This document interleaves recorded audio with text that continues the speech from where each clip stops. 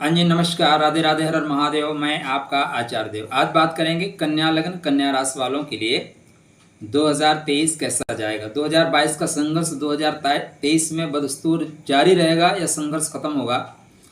आप मैनेजमेंट के जनक हैं। मैनेजमेंट करना आपसे बेहतर किसी को नहीं आता। दूसरों के लिए अपने अधिकार को छोड़ देने वाले आप जैसे सरल सहृदय लोग, क्या आपके समर्पण को संसार समझेगा? क्या आपके त्याग की भावना को आपके अपने लोग समझेंगे? क्या अकाल पुरुष की कुंडली में जो छठवीं राशि है वो संघर्ष की राशि में आती है, संघर्ष के घर में आती है। तो संघर्ष आपके जीवन का अभिन्न पार्ट है। मतलब पूरे जीवन संघर्ष करते रहता है, करते रहना है। ज्ञानी है आप, नॉलेज की कमी नहीं है, और सामंजस्यवादी होने से आप अक्सर अपने अधिकारों को खो देते हैं। उत्तर फाल्गुनी सूर्य की छायनी शक्ति लेके आप चलते हैं। हस्त नक्षत्र यहीं पे चलता है। हस्त स्थापना अगम्या शक्ति, मतलब 3 चीजों में से एक चीज आपके पास बेहतर है। यह तो बहुत सुंदर काया है, या बहुत सुंदर वाणी है, या काम करने की अद्भुत सुंदर क्षमता है। 3 में से एक क्षमता लेके आप चल रहे हैं और संसार पे छा जाने के लिए आप बने हुए हैं। आपके मैनेजमेंट का कोई जवाब नहीं है। लोग सोचें उसके पहले आप काम कर जाते हैं। लेकिन थोड़ा सा बुध है, थोड़ा सा बचपना है, थोड़ा बचपना नहीं है, जिंदा दिली है, मस्ती में जीने के आदी हैं आप, बस ये कह लीजिए। इसीलिए लोग आपको थोड़ा सा गंभीरता से नहीं लेते। आप उम्र से थोड़े छोटे नज़र भी आते हैं, ये भी आपके व्यक्तित्व का एक हिस्सा है।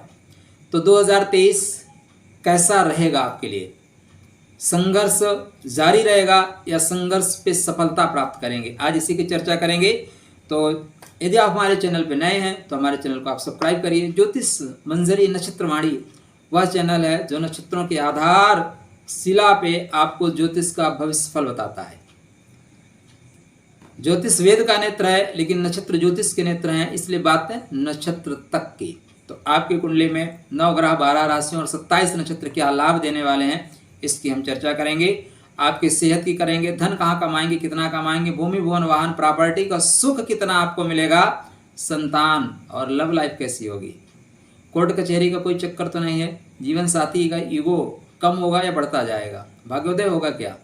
ऑफिस में आप ही जिम्मेदारी लोगे और लोग भी जिम्मेदारी लेंगे। लाभ कहाँ होगा और पैसे क्या खर्च करने में थोड़ी सी कटौती होगी। इन सारी बातों की चर्चा करेंगे। तो पहले काया राखे धर्म है, सेहत, हेल्थ। तो आपके बुध महाराज स्टार्टिंग जब आप कर रहे हैं तो धनु राशि में चल रहे हैं। 7 फरवरी तक धनु राशि में चलेंगे। धनु राशि का तात्पर्य हुआ कि आपके मूल नक्षत्र पूर्वाषाढ़ा उत्तराषाढ़ा नक्षत्र में, तो आप सेहत आपकी अच्छी रहेगी। गृह कार्य में आप दक्ष रहेंगे। घर के कार्य आपके हाथों से हो रहे हैं। आप यहाँ पे बेहतर महसूस कर रहे हैं। माँ और बच्चों की माँ दोनों के बीच तारतम्य बनता हुआ दिखाई दे रहा है। 7 फरवरी 7:38 पे मकर राशि में बुध महाराज का गोचर। मकर मतलब उत्तराषाढ़ा श्रवण धनिष्ठा। उत्तराषाढ़ा मतलब सूर्य का नक्षत्र, थोड़ी सी तनातनी हो सकती है, लेकिन चंद्रमा के नक्षत्र में आपको पूरा प्यार मिलेगा। सूर्य के नक्षत्र में प्रेमी या प्रेमिका पे आप धन खर्च करेंगे, प्यार के लिए पैसा लुटाएंगे। तो 7 फरवरी से लेकर 27 फरवरी तक मकर में रहेंगे, बेहतर परिणाम देते हुए दिखाई दे रहे हैं। 27 फरवरी को कुंभ में रहेंगे और 16 मार्च तक कुंभ में रहेंगे। तो कुंभ में धनिष्ठा, सतविसा और पूर्व भाद्रपद।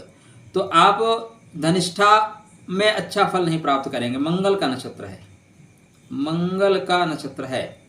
यहाँ पे एक तो अपने से छठ में चले गए और चले गए ऋण रोग के घर में। शनि महाराज की उपस्थिति भी यहीं पे रहेगी। तो यहाँ पे बहुत बेहतर परिणाम आपको नहीं मिल रहा है, लेकिन शत्रुओं से फिर भी मुक्ति मिलेगी। रोग आपको हो सकता है, तो अपनी सेहत का विशेष ध्यान रखें। 27 फरवरी से 16 मार्च तक यहीं पर रहेंगे। 16 मार्च को आपके सप्तम भाव, जया भाव, जीवन संगनी या जीवन साथी के घर में बुध महाराज करेंगे गोचर। अब ऐसे बुध महाराज यहाँ पे गुरु के साथ ही चलेंगे, तो गुरु इनको नीच नहीं होने देंगे। मतलब जीवन साथी आपको संभाल लेगा। क्या? जीवन साथी आपको संभाल लेगा। आप यहाँ पे नीच के नहीं होंगे। पूर्व भाद्रपद, उत्तर भाद्रपद, रेवती में आप बढ़िया फल देंगे। रेवती आपका ही नक्षत्र है, बुध का नक्षत्र है, तो सुंदर फल मिलेगा। तो यहाँ पे व्यापार में प्रगति, जीवन साथी से पूर्ण सहयोग। 31 मार्च को मेष में जाएंगे। जब मेष में जाएंगे तो आप चैतन्य हो जाइए। डेट नोट कर लीजिए। मंगल आपके लिए एक्सीडेंटल हैं, मंगल दुर्घटना के कारक हैं। अब 31 मार्च को आपके कुंडली में ये जा रहे हैं मेष राशि में, और मंगल महाराज आपके कुंडली में होंगे कर्क राशि में, एकादश भाव में। तो ये आपके लिए एक्सीडेंटल योग बनाएगा। द्रुत गति से वाहन चला रहे हैं तो सावधानी से चलाइए, नहीं कोई हो सकता है आपको कहीं टच कर दे या पीछे से कोई स्पर्श कर दे। स्पर्श सुख महंगा पड़ जाएगा आपको। या ऊपर से नीचे उतर रहे हैं तो उतरते समय सावधानी बरतें, पैर स्लिप कर जाएगा, जल्दबाजी में आप स्लिप कर सकते हैं, तो ध्यान दीजिए। अष्टम भाव में लग्नेश का गोचर निश्चित रूप से कष्टप्रद स्थिति का सामना करना पड़ेगा। 7 जून को 7:58 पे वृषभ राशि में गोचर करेंगे, तो यहाँ पे आप बेहतर परिणाम प्राप्त करेंगे। अब कृतिका से आप स्टार्ट करेंगे, रोहिणी मृगशिरा, रोहिणी में बहुत सुंदर फल आप प्राप्त करेंगे। तो यहाँ पे भाग्य का साथ मिलेगा, भाग्य का सपोर्ट मिलेगा, बड़े लोगों का सपोर्ट मिलेगा, बेहतर परिणाम आपको मिलेगा। वर्ष का जो श्रेष्ठतम समय है अब वो आएगा आपके कुंडली में 24 जून से 28 जुलाई तक का। दसम भाव का स्वामी दसम भाव में ही गोचर कर रहा है, श्रेष्ठ फल देने वाला। नौकरी के दृष्टिकोण से, मान सम्मान के दृष्टिकोण से, व्यापार के दृष्टिकोण से, बड़े लोगों से लाजन बनाने के दृष्टिकोण से एक बेहतर समय यहाँ पे आपके लिए बुध महाराज दे रहे हैं। सुख रही है, अपने ही घर में है तो कोई डाउट नहीं आपको लाभ ना हो, लेकिन मिथुन का बुध कच्चा होता है, बहुत जल्दबाज होता है, तो थोड़ा जल्दबाजी बिल्कुल मत करिएगा, तो लाभ आपको मिलेगा। इसके बाद पिता के घर मतलब चंद्रमा की राशि कर्क में पुनर्वसु, पुष्य और अश्लेषा नक्षत्र में प्रवेश करेंगे। पुनर्वसु गुरु का नक्षत्र है, हो सकता है एक काम को 2 बार करना पड़ेगा लेकिन कार्य की सिद्धि हो जाएगी। पुष्य शनि का पोषण वाला नक्षत्र है, आप पोषणकारी होंगे। अश्लेषा बुध का खुद का नक्षत्र है, इसलिए आप पैसे यहाँ पे कमाते हुए प्रतीत हो रहे हैं। तो बेहतर समय मिथुन में और बेहतर समय कर्क में आपको आपके बुध महाराज दे रहे हैं। इसके बाद स्वास्थ्य के लिए फिर आपको होना पड़ेगा चैतन्य। इसके बाद सिंह राशि में प्रवेश करेंगे तो मघा, पूर्व फाल्गुनी, उत्तर फाल्गुनी। मघा मतलब केतु, केतु आपके लिए ठीक नहीं है। पूर्व फाल्गुनी में बेहतर परिणाम देंगे, उत्तर फाल्गुनी खर्च का नक्षत्र है, खर्च करा देगा।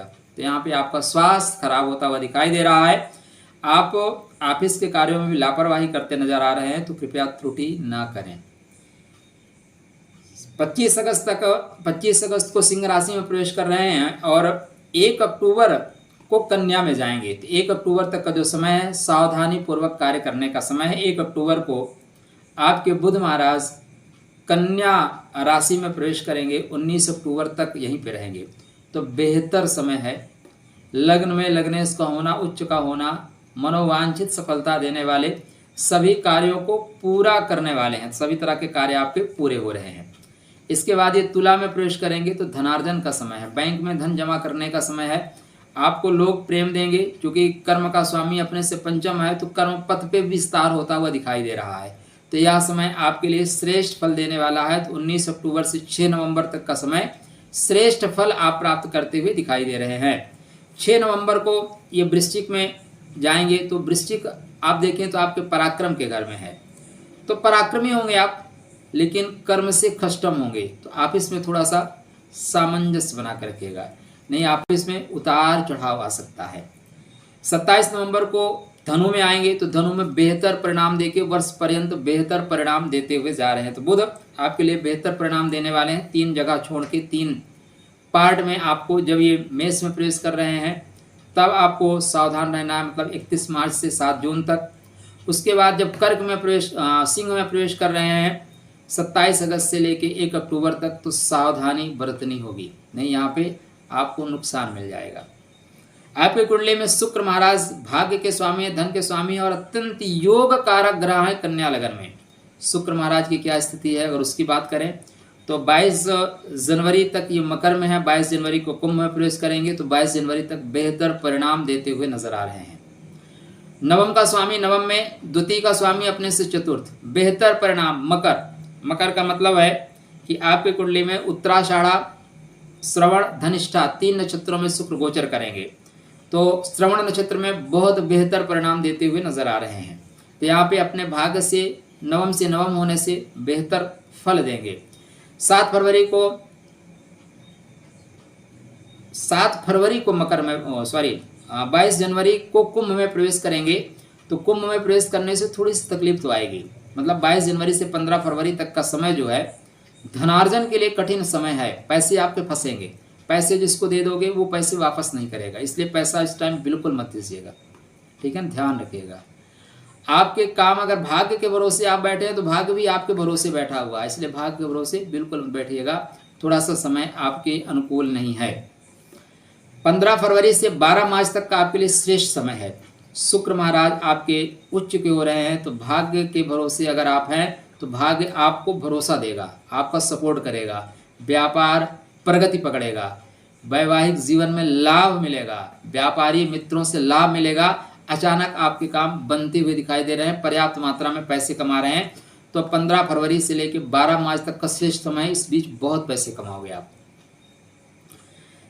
12 मार्च को मेष राशि में प्रवेश करेंगे। मेष राशि में प्रवेश मतलब अपने से चले गए द्वादश, लेकिन सप्तम से द्वितीय से सप्तम है, द्वितीय को सप्तम दृष्टि से देख रहे हैं, इसलिए धनार्जन के लिए दिक्कत नहीं है, लेकिन भाग्य के लिए दिक्कत है। पैसे तो कमाओगे लेकिन भाग्य सपोर्ट नहीं करेगा, फिर भी पैसे आप पर्याप्त मात्रा में कमाते हुए दिखाई दे रहे हैं।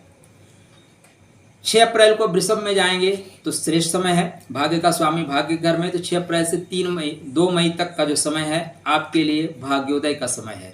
तो 2023 में आपका भाग्योदय कब हो रहा है, अगर आप ये जानना चाहते हैं तो इस लाइन को नोट कर लीजिए, यही समय आपके भाग्योदय का है। इस समय आपने कोई फॉर्म भर रखा है, कोई इंटरव्यू देना चाहते हैं, कोई रिजल्ट आने वाला है तो आपके फेवर में आएगा। देखिए कन्या लगन कन्या राशि वालों के लिए सभी के लिए एक जैसा फल नहीं जाएगा। आपके ग्रह किस डिग्री पे हैं, किस नक्षत्र पे हैं, किस नवांशा में है, कौन सी महादशा कौन सी अंतरदशा चल रही है, ये भी अत्यंत महत्वपूर्ण होगा, इसलिए सबके लिए एक बराबर जैसा नहीं जाएगा। अपना बर्थ चार्ट चेक करिए, उसके बाद पाएंगे कि यहाँ पे स्थितियाँ क्या कैसे बन रही हैं।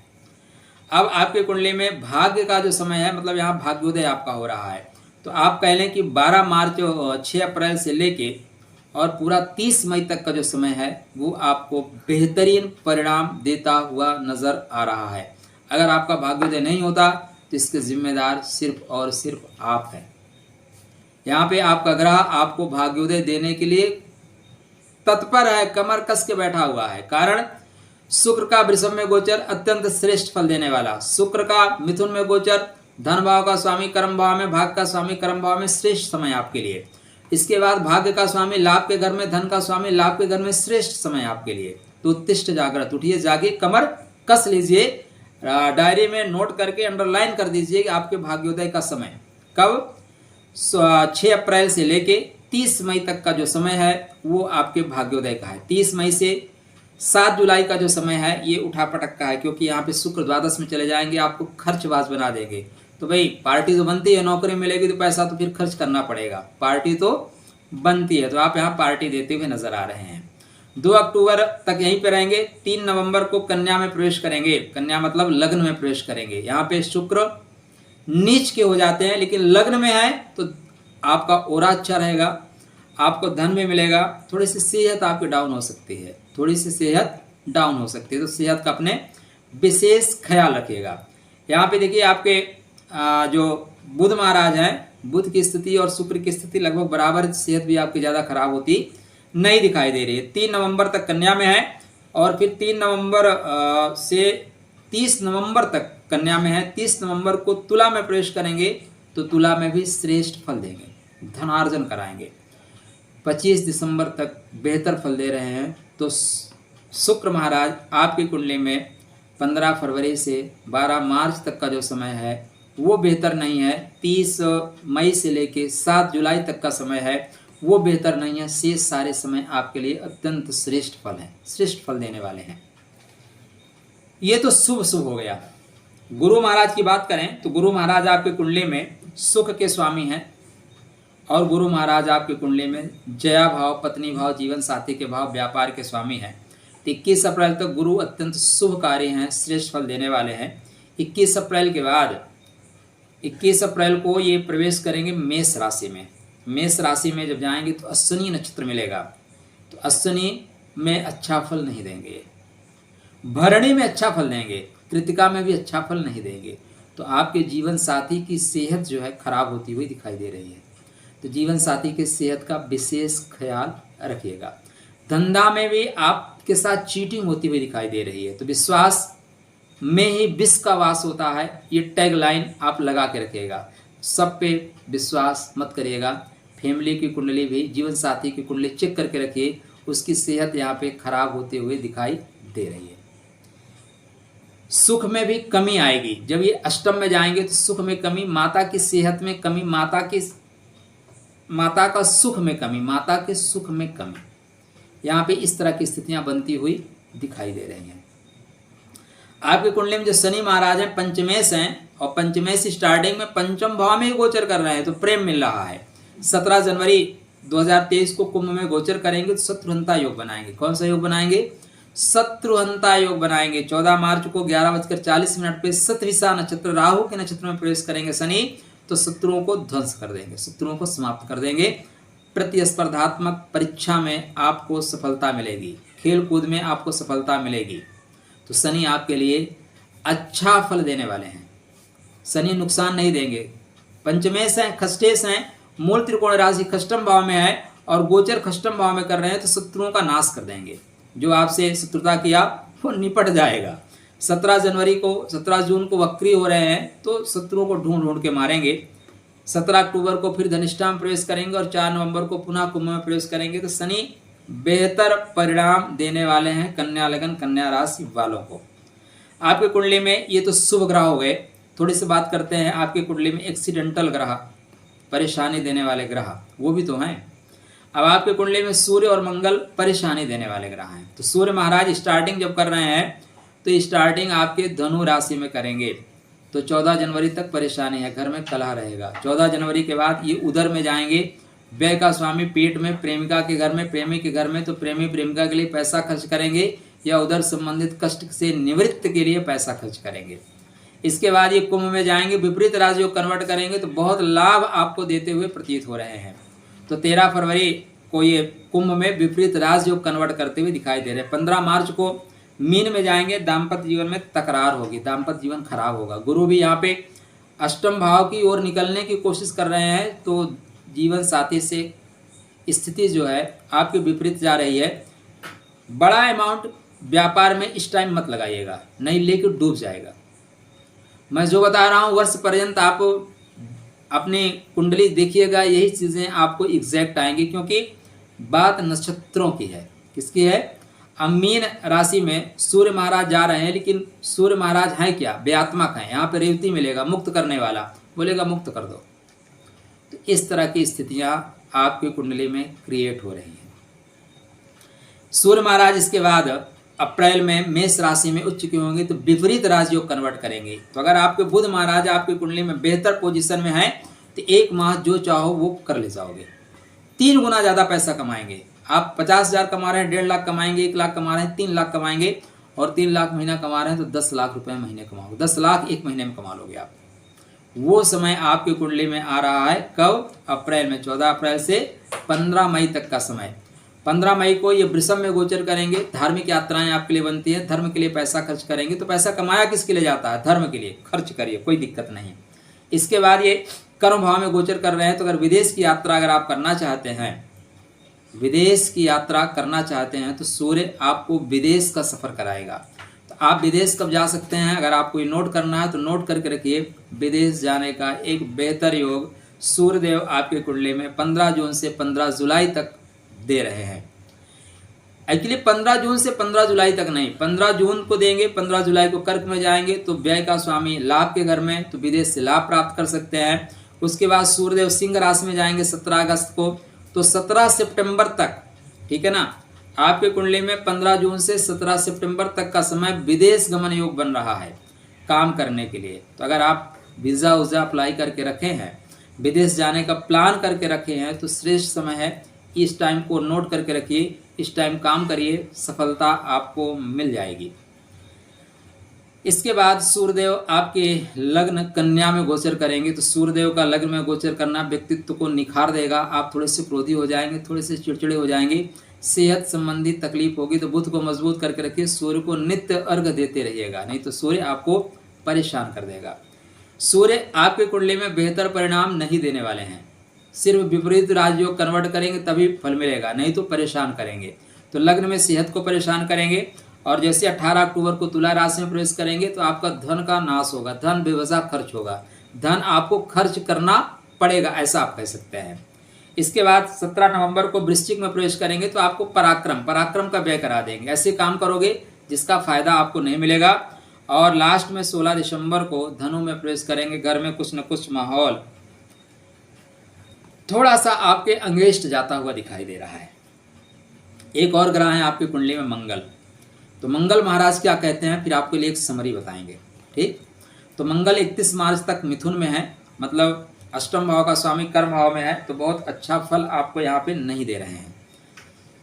जहाँ पे काम करेंगे लोग बेवजह आपको परेशान करेंगे। स्थानांतरण का योग बन रहा है, स्थानांतरण का योग बन रहा है। 13 मार्च से लेके 10 मई के बीच में स्थानांतरण का योग बनता हुआ दिखाई दे रहा है। तो कहीं पोस्टिंग आना जाना चाहते हैं तो पोस्टिंग हो सकती है, यात्रा करना चाहते हैं तो यात्रा हो सकती है। यह समय आपके लिए कर्म पथ पे बहुत बेहतर परिणाम देने वाला नहीं है, थोड़ा सावधानी से काम करेगा। इसके बाद चंद्रदेव कर्क में जाके नीच के हो रहे हैं तो भाइयों से संबंध खराब हो सकते हैं। यद्यप पराक्रम का स्वामी लाभ के घर में, तो पराक्रम से लाभ तो आपको मिलेगा, लेकिन थोड़ी सी परेशानी भी रहेगी।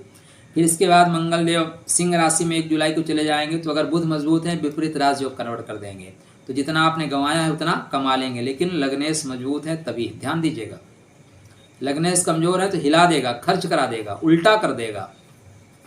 अब विशेष जानकारी के लिए 2 नंबरों पर संपर्क करिए, हमारी टीम और हम आपके लिए काम करते हैं। आपको सही सजेशन देंगे, कुछ नियमावली है उसको फॉलो करिए। इसके बाद ये कन्या में प्रवेश करेंगे 18 अगस्त को, तो ये आपके लिए समय बेहतर नहीं है। अब देखिए सूर्य महाराज भी आपकी कुंडली में इसी समय द्वादश भाव में गोचर कर रहे हैं, मंगल भी यहीं पे गोचर कर रहे हैं, तो ये समय निश्चित रूप से आपके लिए तनाव भरा है। क्या करें क्या ना करें, परिस्थितियां हाथ से निकलती हुई दिखाई दे रही, अचानक व्यय हो जाएगा, अचानक दुर्घटना आप में जा सकते हैं, तो बहुत सावधानी पूर्वक यात्रा करिए। रेमेडीज अभी आपको बाद में बताएंगे। मंगल की चीज़ों का दान करिए, बंदरों को गुड़ चना खिलाइए, हनुमान जी के लिए हनुमान चालीसा बजरंग बाण का पाठ करना आपके लिए श्रेयस्कर होगा।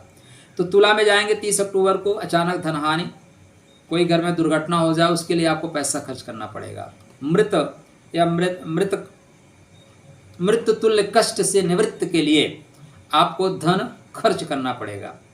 इसके बाद ये वृश्चिक में चले जाएंगे, तो वृश्चिक में 16 नवंबर के बाद से लास्ट तक बेहतर समय देते हुए दिखाई दे रहे हैं। तो कन्या लगन, कन्या राशि, संघर्ष आपके 2023 में भी आपको देखना पड़ेगा।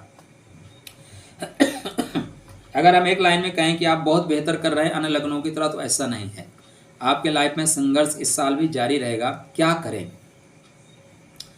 देखिए, अगर आपकी कन्या लग्न है तो मैं आपको रेमेडी बताता हूँ, उपाय बताता हूँ। राशि पे आप लग्न को चेक करके करिएगा, नहीं तो नीम हकीम खतरे जान हो जाएंगे। आपके लग्न है तो एक पन्ना पहन के रखिए और एक व्हाइट पुखराज पहनिए, सफ़ेद पुखराज पहन के रखिए। 82% प्रॉब्लम सॉर्ट आउट हो जाएंगी। कितने परसेंट? 82% प्रॉब्लम आपकी खत्म हो जाएंगी।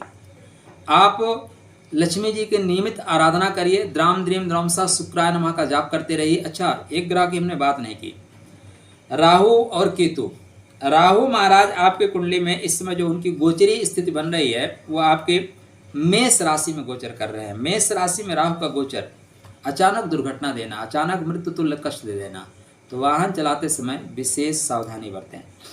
20 फरवरी के बाद ये अश्विनी नक्षत्र में गोचर कर रहे हैं। अश्विनी का मतलब अश्व जैसा, केतु के नक्षत्र में, तो आपके लिए दुर्घटना के कारक होंगे। अश्विनी में गोचर करना, अचानक दुर्घटना हो जाएगी, अचानक एक्सीडेंट हो जाएगा आपका, तो सावधानी करिए। होता क्या है, आप रोड पे जा रहे होते हैं, अचानक झाड़ी से कुत्ता आ जाता है, अचानक झाड़ी से भैंस आ जाती है, अचानक कोई आदमी बिना जो है इंडिकेटर जलाए टर्न मार देता है, आप ब्रेक मारते हैं स्लिप कर जाते हैं, ऐसे ही होगा। तो ये 30 अक्टूबर तक के लिए शास्त्रकार बताते हैं, लेकिन 29 नवंबर तक यहीं पर रहेंगे, उसके बाद फिर आ जाएंगे मीन राशि में। तो राहु का गोचर भी आपके लिए शुभ फल देने वाला नहीं, इसलिए पन्ना तो आपको पहनना ही पड़ेगा। राहु के मंत्रों का जाप करिए, या राहु के दुष्प्रभाव से बचने का सबसे सुंदर उपाय ये है, एक पौधा आता है जिसमें नीले कलर के फूल आते हैं, ठीक है ना, बड़ा सुंदर सा नाम है अपराजिता। अपराजिता के 7 पीस फूल लीजिए, अपने ऊपर से 7 बार उतारिए। अगर मंत्र पढ़ सकते हैं तो ओम भ्राम भ्रीम ब्रह्म सहारावे नमः। और हर महीने फर्स्ट सैटरडे को करके आपके घर के पास जो नाली बहती है उसमें प्रवाहित करते रहिए, बेहतर परिणाम मिलेगा आपको।